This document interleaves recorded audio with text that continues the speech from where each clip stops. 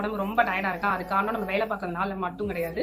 Vitamins also நம்ம உடம்புல கொஞ்சம் டெஃபிஷியன்சி இருக்குன்னு அர்த்தம். செல்கள் வந்து டேமேஜ் ஆகாம பாதுகாக்கப்படும். Fat soluble vitamin, water soluble vitamin. Fat soluble அப்படின்னா நம்ம சாப்பிட்ற சாப்பாட்டுல கொழுப்பு, அதாவது நல்ல கொழுப்பு நிறைந்த உணவு இருந்தால் மட்டும்தான் விட்டமின் அப்சர்ப்ஷன் நடந்து டிசால்வ் ஆகி மெட்டபாலிஸ்ட் ஆகும். இதே இது வாட்டர் சாலுபிள் விட்டமின் அப்படின்னு எடுத்துட்டீங்கன்னா நல்ல தண்ணி குடிச்சா மட்டும்தான் அந்த சர்டைன் டைப் ஆஃப் விட்டமின் வந்து அப்சர்வ் ஆகி டிசால்வ் ஆகி மெட்டபாலிஸ்ட் ஆகும். அப்போ என்ன பண்ணணும், நல்ல கொழுப்பு நிறைந்த பொருட்களை எடுக்கணும், ப்ளஸ் நல்லா தண்ணி இன்டேக் பண்ணணும். இப்போ ஃபேட் சாலுபிள் விட்டமின்ஸ் என்னென்ன இருக்குது, அதனால என்ன பெனிஃபிட்ஸு, எந்த ஃபுட்டை இன்டேக் பண்ணால் அது நமக்கு கிடைக்கும் அப்படின்னு பார்ப்போம். ADENK விட்டமின் ஏ நமக்கு தெரியும் கண் பார்வைக்கு ரொம்ப நல்லது.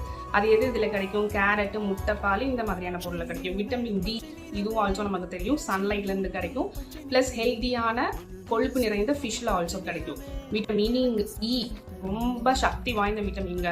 இது ரொம்ப ஆன்டி ஆக்சிடென்ட் வந்து நிறைந்த விட்டமின். இதை எடுத்தோம் அப்படின்னா நம்ம செல்கள் வந்து டேமேஜ் ஆகாமல் பாதுகாக்கப்படும். இது எதில் இருக்குது அப்படின்னு சொல்லி பார்த்தோம்னா சீட்ஸ், வெஜிடபிள் ஆயில்ஸ் அதெல்லாம் இருக்குது. சீடுனா சன்ஃப்ளவர் சீட்ஸ், இந்த மாதிரி வெஜிடபிள் ஆயில் நமக்கு தெரியும். ஸோ அந்த மாதிரியான ஆயில்ஸ்லாம் எடுக்கும்போது விட்டமின் இ வந்து நமக்கு நல்லாவே பேலன்ஸ்டாக கிடைக்கும். தென் விட்டமின் கே இது எதுக்கு யூஸ் ஆகும் அப்படின்னு சொல்லி பார்த்தீங்கன்னா நம்மளோட பிளட் கிளாட் ஆகிறதுக்கு ரொம்பவே யூஸ் ஆகும்.